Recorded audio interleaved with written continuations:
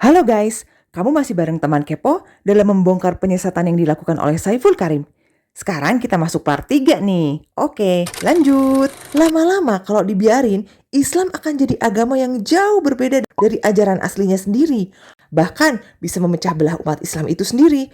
Jadi ini tuh memang sebahaya itu guys. 6. Saiful Karim berusaha menjauhkan audiens muslimnya dari Allah dan menghilangkan ketergantungan audiens muslimnya kepada Allah. Di Quran itu tidak ada perintah menyebut-nyebut Allah. Yang ada itu adalah perintah mengingat Allah. Tapi yang terjadi ketika dia menyebut, merasa sudah mengingat. Padahal menyebut dan mengingat, alatnya aja berbeda. Kan menyebut itu di sini. Kalau mengingat, nggak tahu di mana. Saya juga kalau ditunjuk di mana nggak tahu.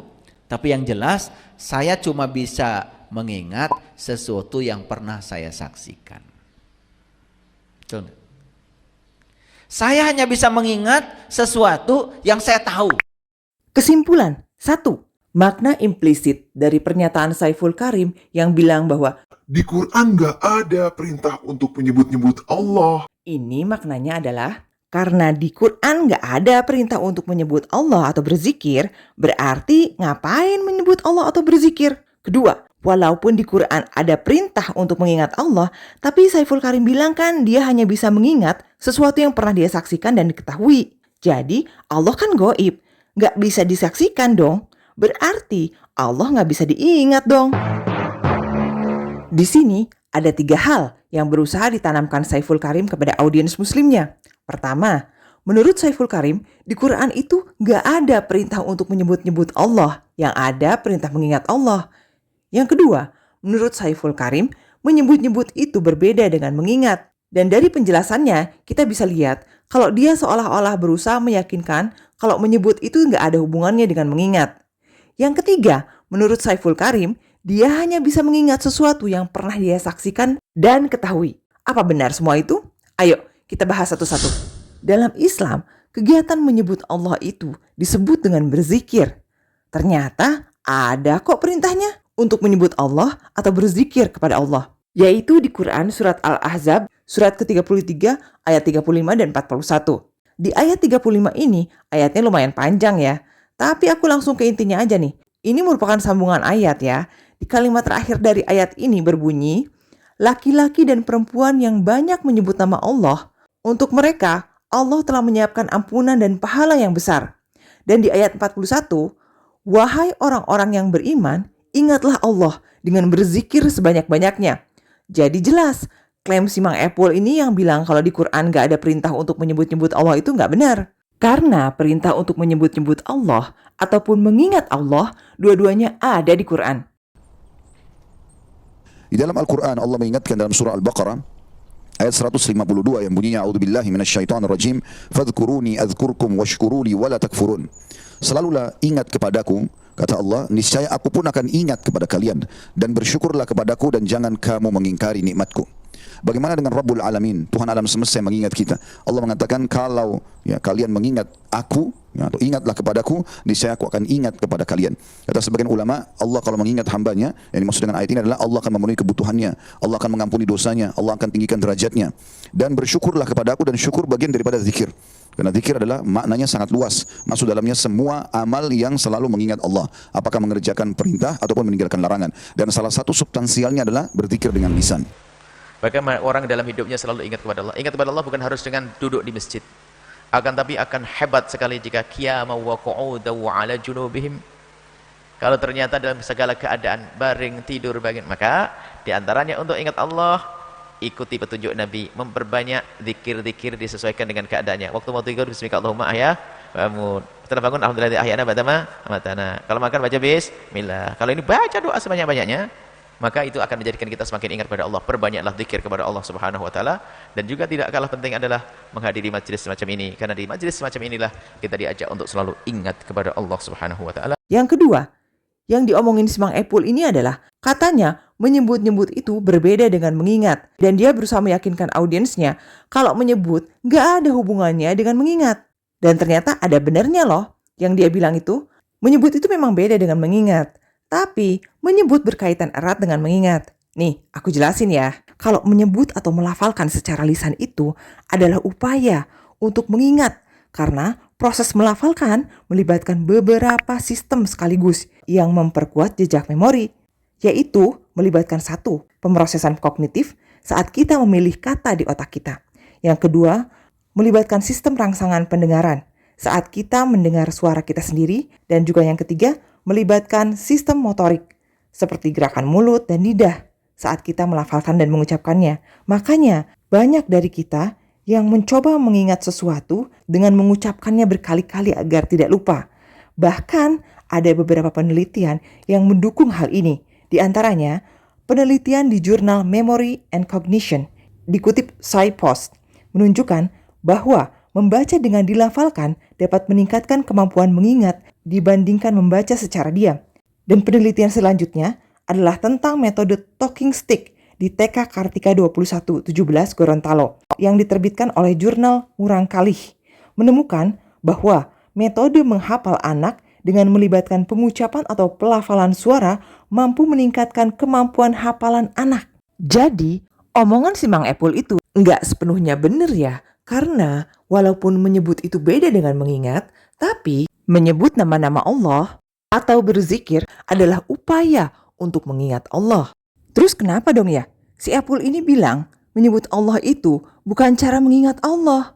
Lah guys, dia makan emang punya agenda tersendiri. Dengan berusaha menanamkan kepada audiensnya kalau menyebut-nyebut Allah itu bukanlah cara untuk mengingat Allah, tujuannya biar audiens muslimnya itu berhenti untuk mengingat Allah dan berhenti untuk menyebut Allah atau berzikir.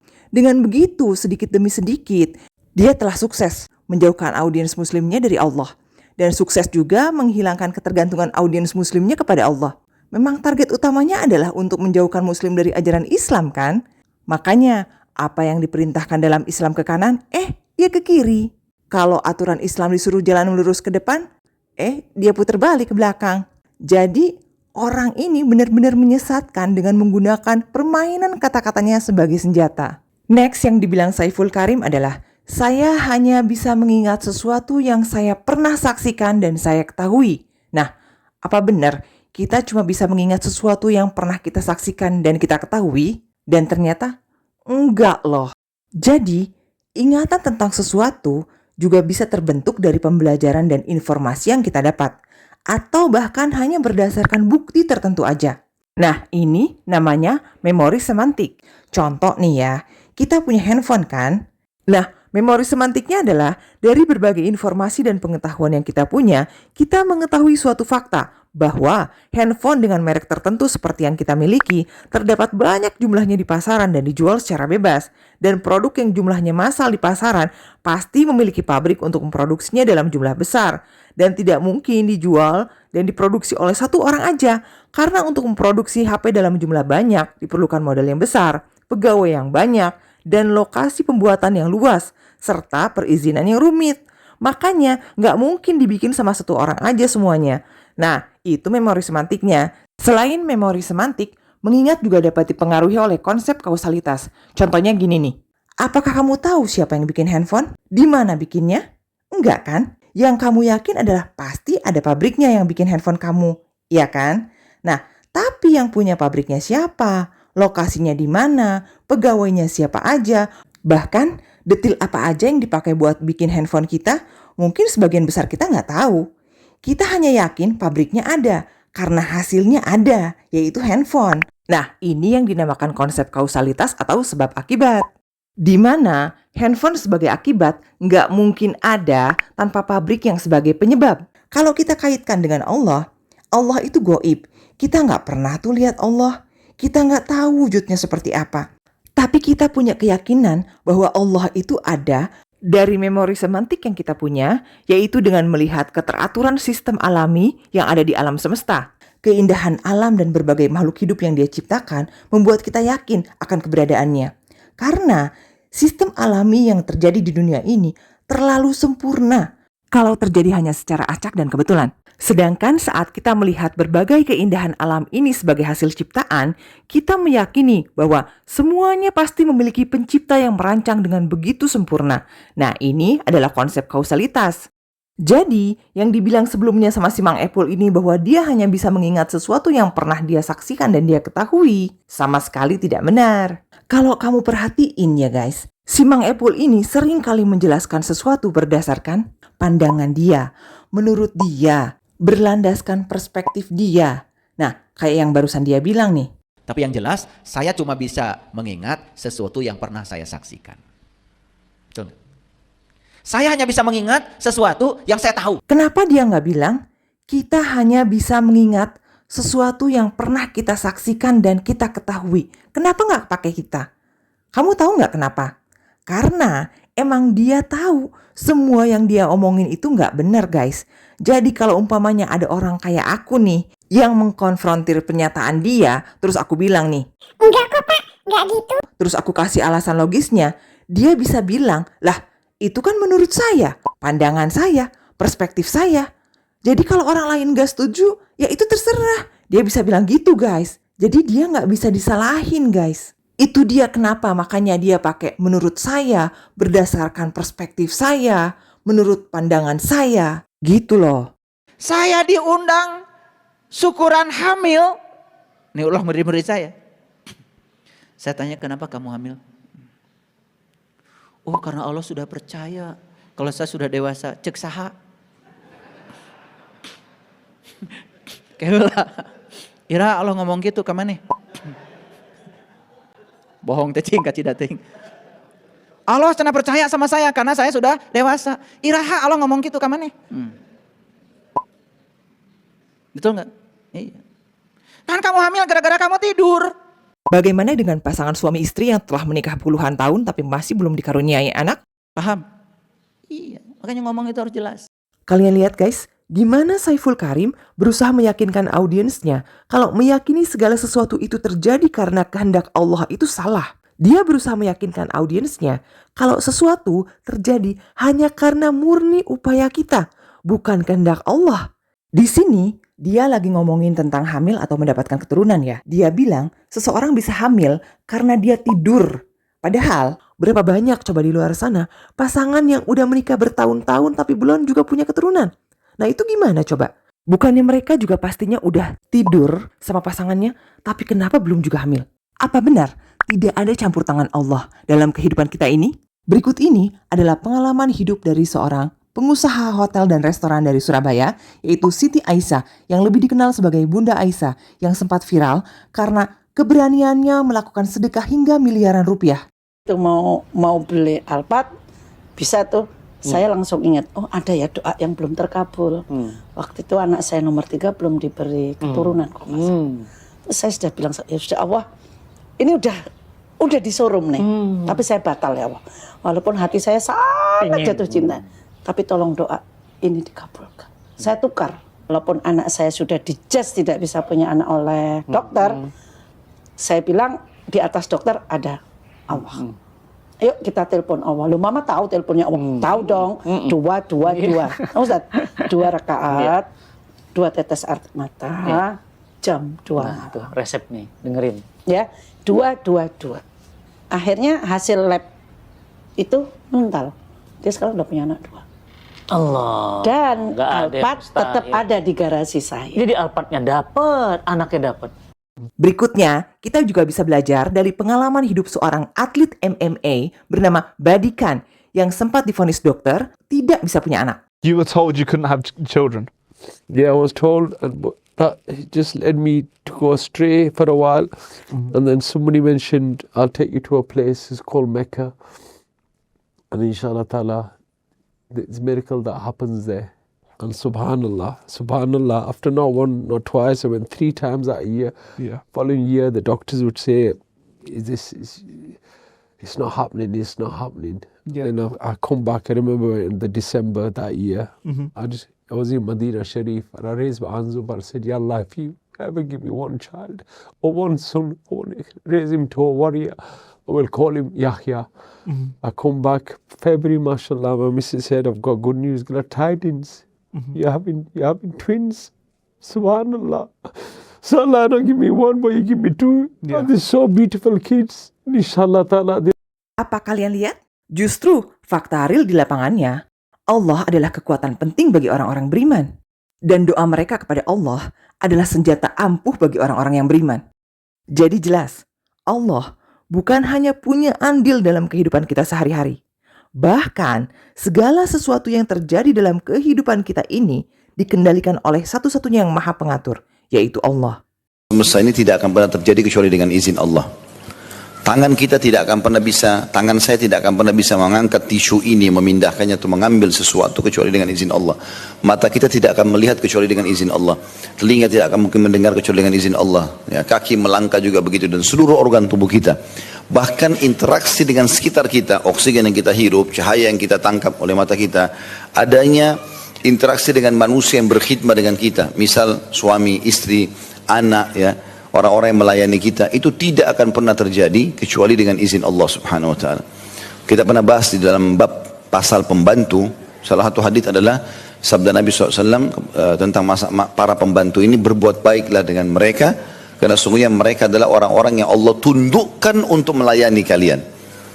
Jadi bukan karena ilmu kita, bukan karena ketampanan, kecantikan, bukan karena kekayaan, tapi memang Allah yang sedang mengirim orang-orang ini kepada kita. Maka untuk ngejawab pertanyaan Saiful Karim yang ini, Ira, Allah ngomong gitu kemana? Kenapa kamu hamil? Oh, karena Allah sudah percaya kalau saya sudah dewasa. Cek saha.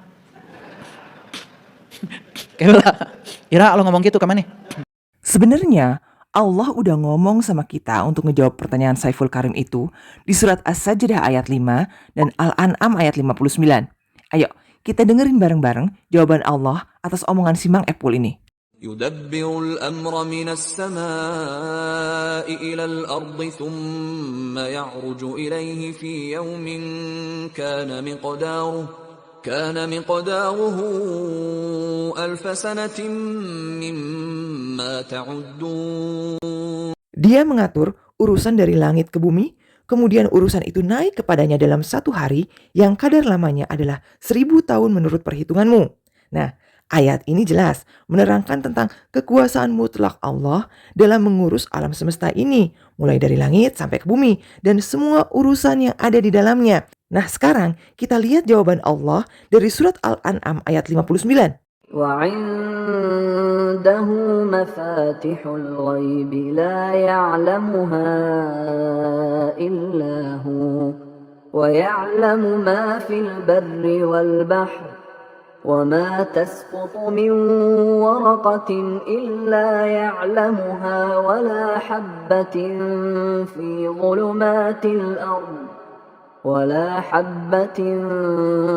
ظلمات الأرض ولا رطب ولا يابس إلا في كتاب مبين. Dan pada sisi Allah lah kunci-kunci semua yang gaib. Tak ada yang mengetahuinya kecuali Dia sendiri. Dia mengetahui apa yang ada di darat dan di laut.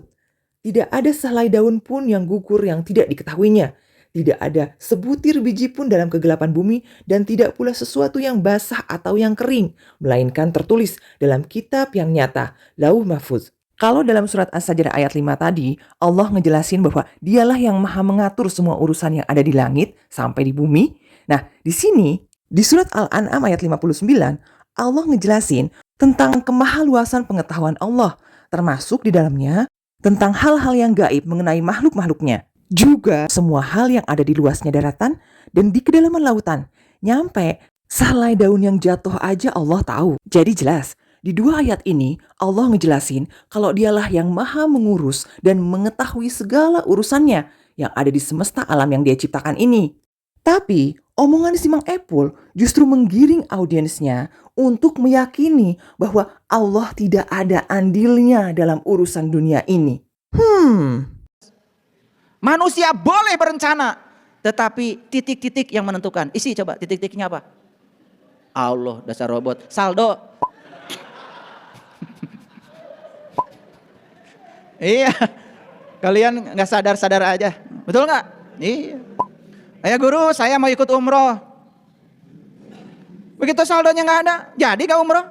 Nggak ada. Makanya kalau ngomong jangan sembarang. Manusia boleh berencana, Allah yang menentukan. Salah itu. Manusia boleh berencana, saldo yang menentukan. Paham maksud saya? Allah tuh cuma jadi kambing hitam aja dari semua omonganmu tuh yang gak jelas.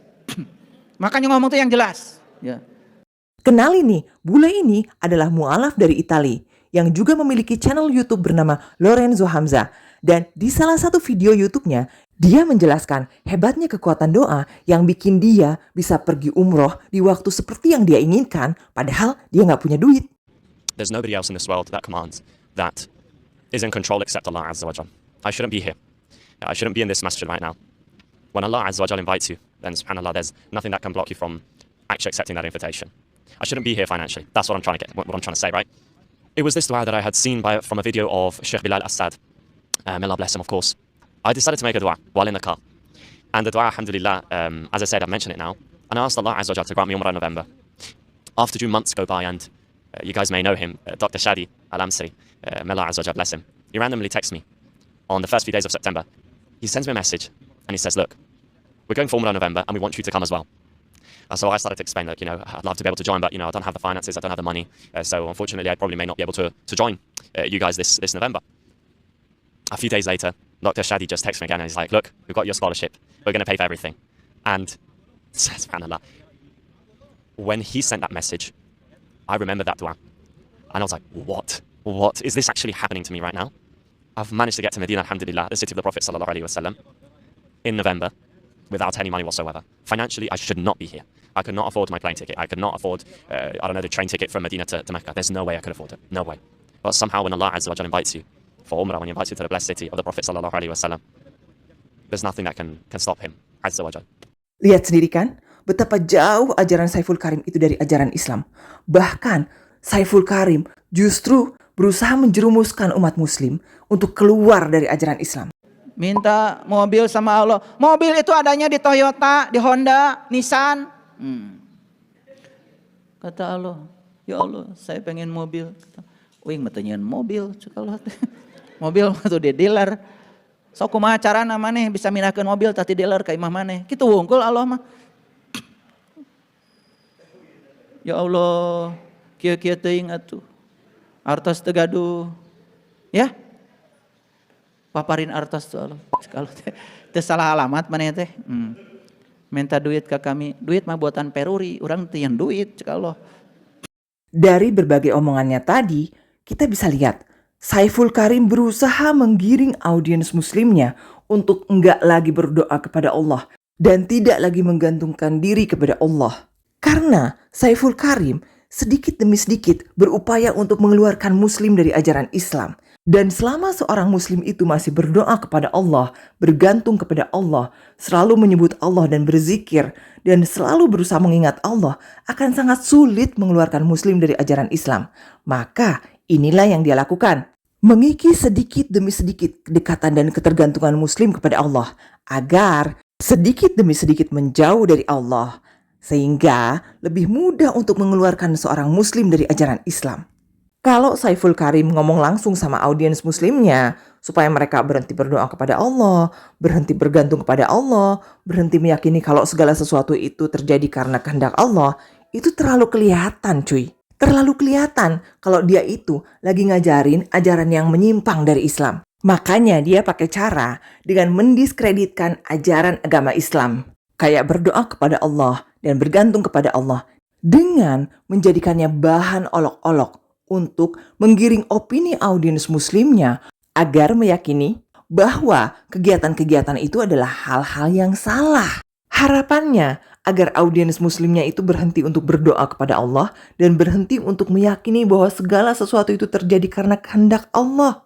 Sebagai gantinya, dia memasukkan konsepnya sendiri, yaitu menggiring audiensnya untuk mempercayai bahwa segala sesuatu itu terjadi murni hanya karena upaya kita sendiri. Tidak ada campur tangan Allah di sana. Karena tujuannya, kayak aku bilang tadi, menjauhkan muslim dari ajaran Islam. Sekarang kita dengerin, apa kata para ulama ini tentang berdoa kepada Allah. Kalau kau punya masalah, kau punya Tuhan, punya Rabb yang menciptakan langit dan bumi.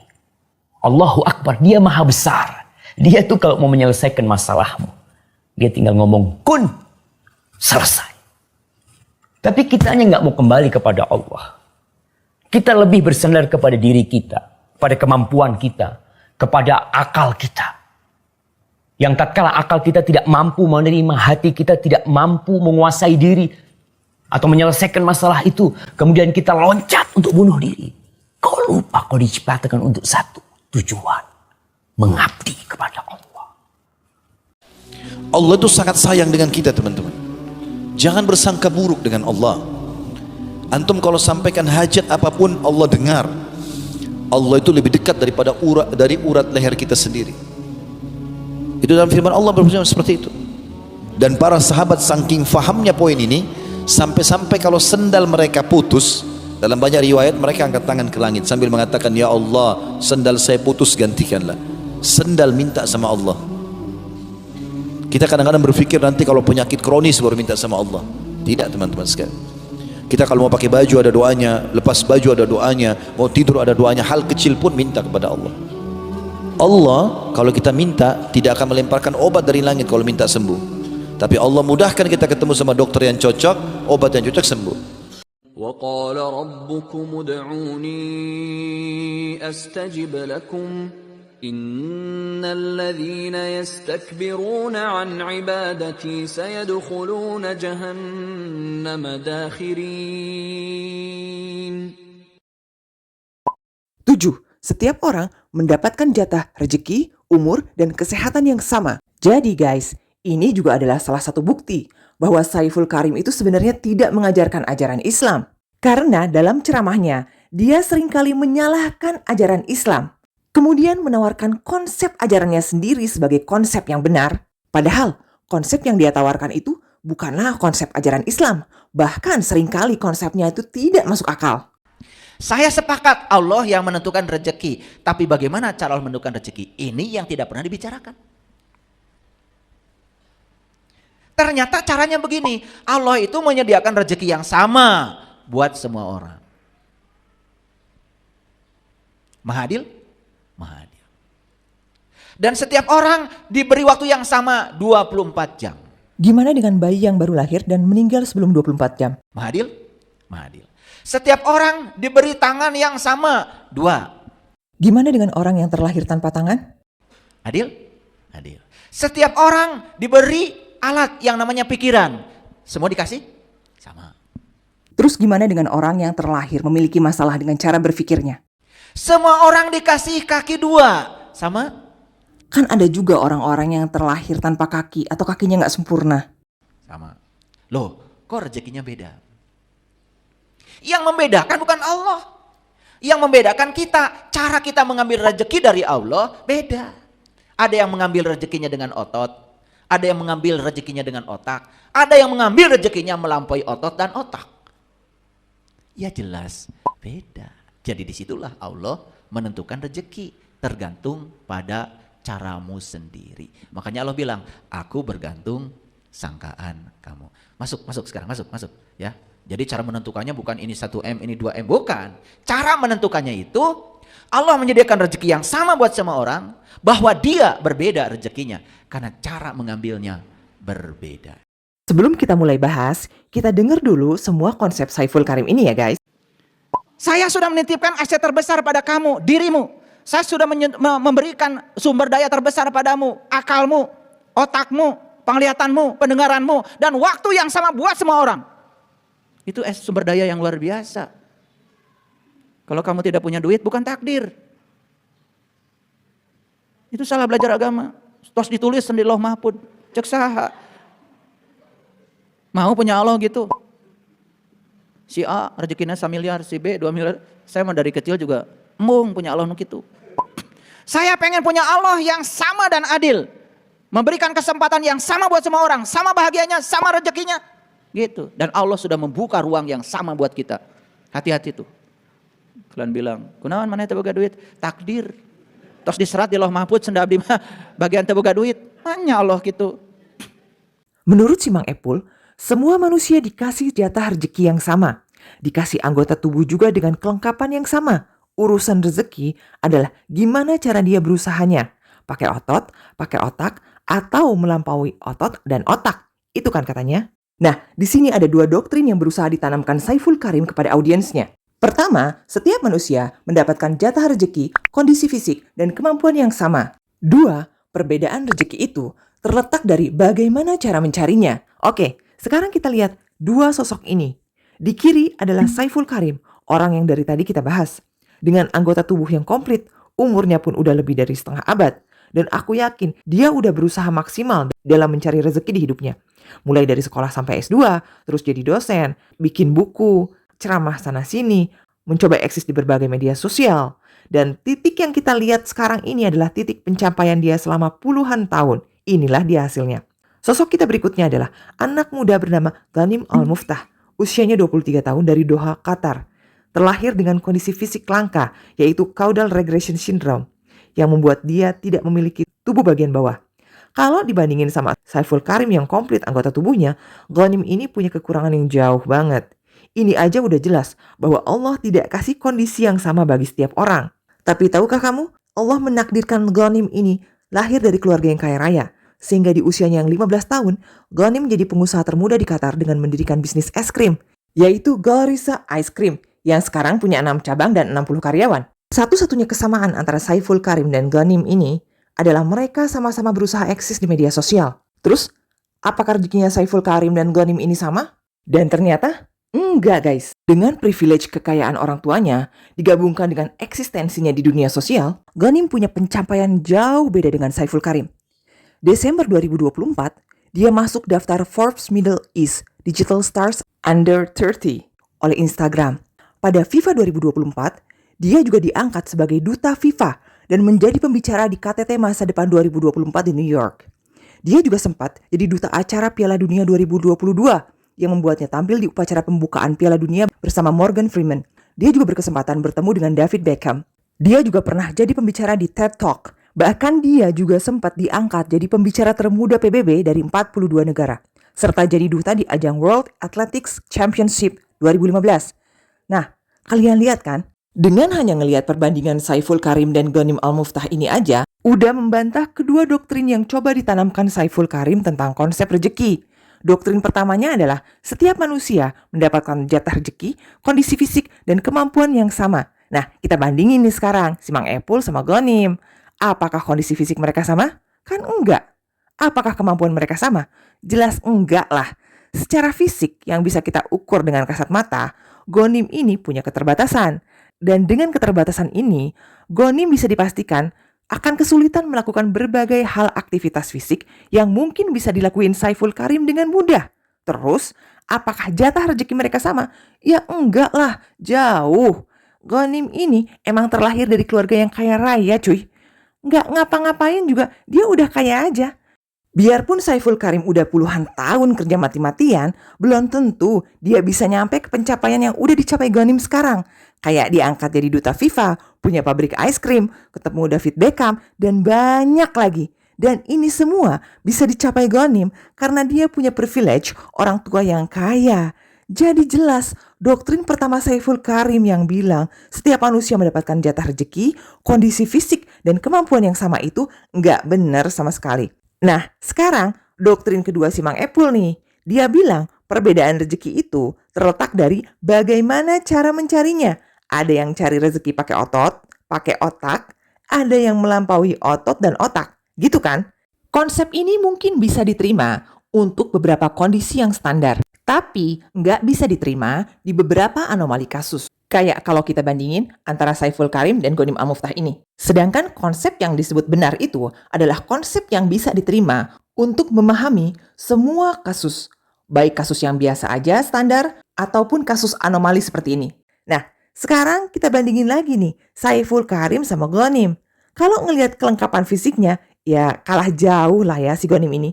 Tapi kalau dilihat urusan rezekinya, ya si Ghanim ini mau kerjaannya cuma tidur siang doang juga. Sementara si Mang Epul kerja keras dengan posting ceramah di mana-mana, mau bikin buku 10 lagi, nambah jadwal ngajar fisikanya di berbagai tempat, itu tetap aja bakalan susah buat Saiful Karim nyampe ke titik rezeki yang kayak dipunyain Ghanim sekarang. Karena Ghanim ini emang punya orang tua yang tajir kan. Jadi jelas doktrin kedua yang dibilang Saiful Karim, kalau perbedaan rezeki itu terletak dari bagaimana cara mencarinya, enggak sepenuhnya benar. Karena di luar sana ada orang-orang yang emang udah terlahir dari keluarga yang kaya aja gitu. Jadi nggak ngapa-ngapain juga mereka udah tajir. Di lain sisi juga ada yang terlahir dari keluarga yang miskin. Sehingga ruang gerak mereka sangat terbatas dan sangat sulit untuk mereka untuk bisa memperbaiki kondisi sosial ekonomi mereka. Terus gimana sih sebenarnya konsep rezeki dalam Islam? Dalam surat Al-Hud ayat 6, Allah yang maha mengetahui menjamin rezeki semua makhluk hidup. وَمَا مِن دَابَّةٍ فِي الْأَرْضِ إِلَّا عَلَى اللَّهِ رِزْقُهَا وَيَعْلَمُ مُسْتَقَرَّهَا وَمُسْتَوْدَعَهَا كُلٌّ فِي كِتَابٍ مُبِينٍ. Ya, dalam Islam, semua makhluk hidup udah punya rezekinya masing-masing. Terus mungkin gak sih kalau rezeki kita itu dicuri sama orang atau ketukar sama orang lain? Ini 100 juta contoh, ini pun 100 juta contoh. Ini hukumnya masing-masing sudah dapat bagian. Dan hukumnya tidak akan tertukar. Karena tidak akan tertukar, maka rezeki di sini pun gak akan bertambah, gak akan berkurang. Tetap aja 100 juta. Paham gak? Jadi kalaupun ngambil ke sini misalnya 10 juta, 100 juta, ngambil 10 juta, nambah gak? Kalau hitungan manusia matematika nambah 10 juta, jumlahnya 110 juta. Tapi tahukah Anda, sebetulnya bagian rezekinya tidak akan bertambah. Tetap ketika dia telah mengkonsumsi 100 juta meninggal. Yang 10 jutanya nggak akan pernah dia bisa pakai. Tapi dia hanya membawa dosa 10 juta dari yang ini. Dan 10 juta ini akan dibalikan ke sini, akan kembali ke sini. Akan balik itu, ya, dengan cara-cara yang berbeda. Tapi ini akan menyimpan dosa 10 juta kalau tidak dia tobati dan tidak dia kembali. Terus kalau rezeki kita udah ditetapkan, ngapain juga kita kerja? Kan endingnya sama-sama aja kalau gitu. Setahu saya rezeki itu kan udah diatur Tuhan. Ya. Kenapa sih harus ada magnet untuk ditarik-tarik? Rezeki itu udah diatur, cuma kita kan nggak tahu. Misalnya ada orang datang ke saya gitu nanya, Pak Nas gitu kan ngapain sih kita belajar rezeki kan? Misalnya nih seandainya gaji kita emang udah ditetapkan sama Allah 5 juta gitu. Terus kemudian kita mau nambah lagi gitu. Nambah lebih dari 5 juta. Kalau Allah tetapkan cuma 5 juta yang nggak akan pernah bisa nambah gitu. Udah ditapin segitu gitu. Terus saya tanya balik sama dia, kamu udah tahu belum gitu? Takdirnya rezeki kamu tuh berapa? Itu ilmunya Allah. Banyak orang yang akhirnya dia tuh terkunci dengan mencoba untuk memahami ilmunya Allah. Padahal ilmunya Allah tuh maha luas. Jangan-jangan ente ditakdirkannya 50 juta. Bukan 5 juta. Bukan 5 juta, tapi ente ngunci. Saya mah cuma atau cuma gaji 5 juta gitu. Cuma rumah rengginang saya mah gitu. Jadi guys, dalam Islam, rezeki setiap makhluk itu memang telah ditetapkan Allah berbeda-beda. Kewajiban kita adalah berusaha dan berdoa untuk bisa menjemput rezeki dari Allah secara optimal. Terus kalau Allah menetapkan rezeki tiap orang berbeda-beda, berarti Allah nggak adil dong. نحن قسمنا بينهم معيشتهم في الحياة الدنيا ورفعنا بعضهم فوق بعض درجات ليتخذ بعضهم بعضا سخريا ورحمة ربك خير مما يجمعون. Seperti yang tertulis dalam surat Al-Zukhruf ayat 32, Allah memang meninggikan sebagian orang atas sebagian lainnya beberapa derajat, agar sebagian dari mereka dapat memanfaatkan sebagian yang lainnya. Dengan kata lain nih, Allah kasih perbedaan rezeki itu biar masing-masing bisa ambil manfaat dari sebagian lainnya. Contoh, ada orang yang punya kemampuan nyetir, tapi dia nggak punya mobil dan nggak punya rezeki yang cukup. Nah, dia cari kerja sama orang kaya untuk bisa jadi sopir. Di sini, si orang yang bisa nyetir ini memanfaatkan si orang kaya untuk membayar dia lewat memberikan jasanya menyetir. Di sisi lain, si orang kaya pun memanfaatkan jasa menyetir orang yang tadi dengan memberikan imbalan sejumlah uang. Kira-kira nih, kalau semua orang kaya, apa akan ada orang yang mau jadi sopir, ART atau tukang kebun? Nah, justru Allah kasih rezeki yang beda sesuai dengan kapasitas masing-masing orang sebagai rahmat yang adil bagi keberlangsungan roda kehidupan. Toh perbedaan rezeki tadi bukan berarti mengunci rezeki mereka di situ untuk selamanya.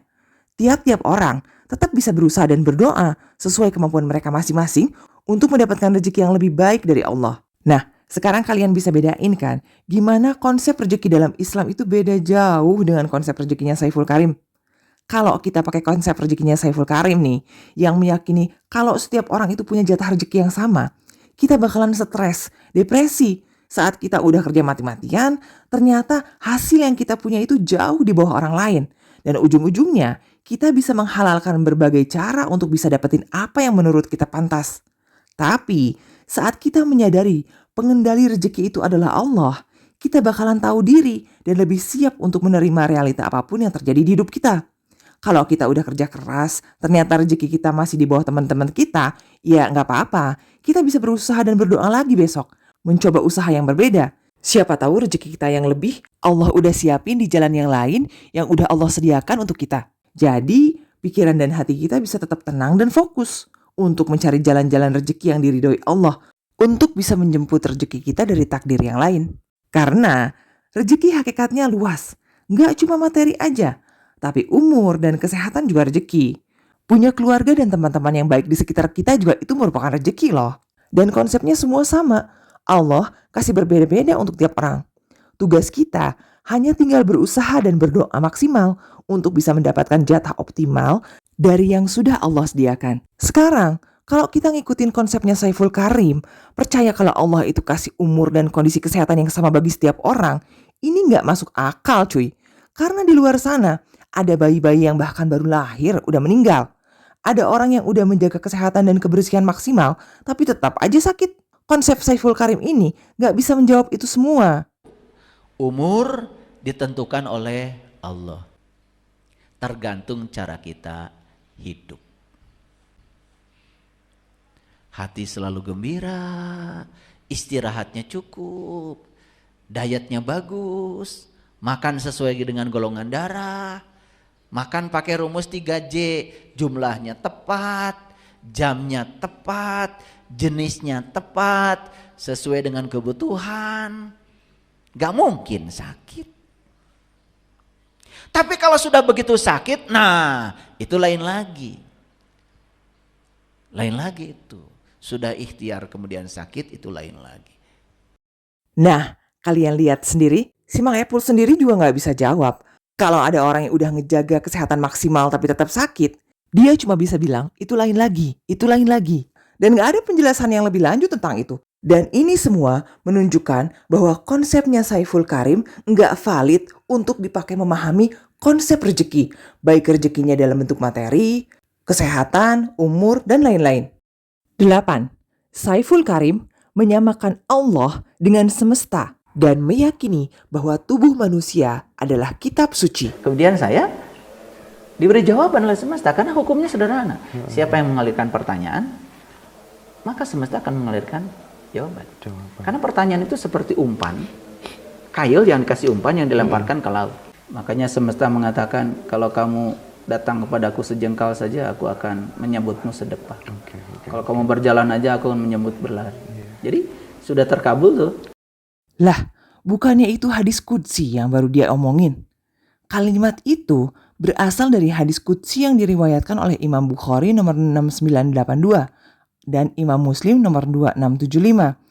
Itu merupakan potongan hadis yang bunyinya gini nih. Jika ia mendekat kepadaku sejengkal, aku akan mendekat kepadanya sehasta. Jika ia mendekat kepadaku sehasta, aku akan mendekat kepadanya sedepah. Jika ia datang kepadaku dengan berjalan, maka aku akan datang kepadanya berlari. Dan hadis ini sahih. Hadis qudsi merupakan firman Allah yang disampaikan kepada Nabi Muhammad SAW. Melalui mimpi atau ilham. Tapi redaksi alias kata-kata dan bahasanya dibuat oleh Nabi Muhammad SAW. Makanya kalau hadis qudsi itu redaksinya boleh beda. Yang penting punya maksud yang sama dengan redaksi aslinya. Kalau Quran kan peketiplek pokoknya harus sama secara letter-let. Gak boleh dirubah sama sekali. Karena Quran kan isi dan redaksinya semua langsung dari Allah. Tapi yang jadi masalah, dia bilang hadis qudsi itu adalah omongan dari semesta, bukan perkataan dari Allah. Lah, bukannya semesta itu ciptaan Allah ya? Berarti semesta kan cuma makhluk. Kok bisa-bisanya dia nyamain semesta sama Allah? Nah, sekarang kalau kita berbicara Allah, tentu saja dia bukan sosok. Bukan sosok ya? Bukan sosok. Oke. Mas Ronald pernah lihat orang mati? Pernah. Dia menghembuskan napas terakhir kemana? Kemana? Kemana ya? Bukannya ke sini? Ke semesta ini. Ke sini? Keluar. Lah iya. Ya. Mas Hendra ambil napas dari mana? Dari dalam. Oh, dari sini juga, ya. Tinggal sebentar di sini. Terus keluarnya ke sini. Kok susah banget ya? Iya. Oke. Kembali ke Allah kemana? Lah ke sini. Kembali ke Allah kemana? Lah ke sini. Dan ini jadi alarm yang kencang buat kita untuk meyakini kalau ajaran Saiful Karim itu memang bukan ajaran Islam. Dan enggak hanya itu, dia juga meyakini bahwa tubuh manusia adalah kitab suci. Makanya semua tradisi agama sepakat bahwa tubuh manusia ini kan disebut kitab suci tertua. Semua agama sepakat. Perasaan di Islam mau Quran atau hadis nggak ada yang ngomongin tubuh manusia adalah kitab suci tertua deh. Tiap kali aku dengar keanehan dari ajarannya, semakin yakin aku kalau dia emang bukan mendakwahkan agama Islam. 9. Saiful Karim menafsirkan Al-Quran berdasarkan moodnya sendiri. Jadi bisa aja tuh, kalau minggu ini dia menafsirkan Al-Fatihah itu A, minggu depan dia bisa menafsirkan Al-Fatihah itu B. Minggu depannya lagi bisa dia nafsirin Al-Fatihah itu C. Dan semuanya itu berdasarkan mood-moodnya sendiri. Bebas-bebas aja. Surat Al-Baqarah ayat 198. Mungkin para sahabat pernah dengar saya menjelaskan ayat ini.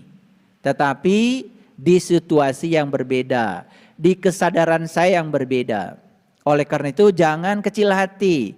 Kalau saya membahas ayat di hari yang berbeda, itu pasti saya membahas ayat di kesadaran saya yang berbeda. Oleh karena itu pasti akan ada yang berbeda. Ya, lihat sekarang. Kita kupas saja hari ini satu ayat ini supaya tuntas. Dan kalau kalian pernah mendengar saya mengupas ayat ini, gak apa-apa. Hari ini berbeda konteksnya. Setiap saya membahas ayat yang sama di waktu yang berbeda, pasti aliran pengetahuannya berbeda. Walam yakul lahu kufuwan ahad. Spiritualitas itu tidak pernah sama. Kenapa Quran nggak boleh diartiin sembarangan dan beda-beda kayak yang dilakuin Saiful Karim? Karena kalau tiap penceramah bebas mengartikan Quran semau mereka, nanti akan ada macam-macam pandangan. Contoh nih, kalau hari ini Saiful Karim menafsirkan suatu ayat itu A, minggu depan bisa jadi B, minggu depannya lagi bisa jadi C, yang bahkan mungkin kontradiktif dengan penjelasan A yang minggu awal. Terus bayangin kalau semua penceramah kayak gitu. Terus tafsiran mana yang mau diikutin? Kan jadi kacau. Tapi justru itu yang diinginkan Saiful Karim. Biar umat ini kacau, gak punya pegangan, dan terpecah belah. Makanya Quran harus diartikan sesuai dengan arti harfiahnya. Nah, wa ilaihi turja'un itu maknanya kembali kepadanya itu, nyanya itu kemana ya? Ya. Ayat itu kan innalillah wa inna ilaihi turja'un. Sesungguhnya kita berasal dari Allah, yes. Wa ilahi turja'un. Ilah itu bukan Allah. Ilah itu apa yang dipertuhankan. Dan kita akan kembali pada yang dipertuhankan. Jadi turja'un itu tidak selalu Tuhan, tidak selalu Allah. Kita akan kembali pada yang kita pertuhankan. Terserah. Mas Hendra menuhankan apa? Itu tempat kembalinya Mas Hendra. Oke. Kalau menuhankan uang? Ya di situ. Oke. Menuhankan restoran? Di situ. Jadi kucing? Lah ya. Berikut ini adalah ajaran-ajaran Saiful Karim yang udah aku rangkum di video part 2 dan part 3 ini. 1. Menurut dia, Allah ada dalam diri manusia. Yang kedua, dia tidak percaya surga dan neraka, nggak percaya malaikat, dan nggak percaya siksa kubur. 3. Benar dan salah itu nggak penting. 4. Sholat dan ritual ibadah kepada Allah itu nggak penting. 5. Menurut Saiful Karim, Quran bukanlah kalamullah. 6. Saiful Karim berusaha menjauhkan muslim dari ajaran Islam dan berusaha menghilangkan ketergantungan muslim kepada Allah. 7. Menurut si Mang Epul, tiap orang mendapatkan jatah rezeki, umur, dan kesehatan yang sama rata tingkatannya. 8. Saiful Karim menyamakan Allah dengan semesta dan meyakini bahwa tubuh manusia adalah kitab suci. 9. Saiful Karim menafsirkan Al-Quran berdasar moodnya sendiri. Dengan ngelihat ajaran-ajaran Saiful Karim tadi, kita bisa tahu kalau memang dia bukan ngajarin ajaran Islam. Terus, ajaran apa sebenarnya yang didakwahkan Saiful Karim kepada pengikut muslimnya? Maka kini kita akan masuk ke bagian pembongkaran. Kalau kita menelusuri sosial media, kita akan menemukan seseorang yang memiliki ajaran yang mirip dengan ajaran Saiful Karim. Dia adalah Abu Marlo. Kenapa dimulai dari Hajar Aswad? Satu poin. Siapapun kita pasti terlahir dari Siti Hajar atau seorang ibu. Makanya Hajar Aswad itu bentuknya seperti kemaluan perempuan.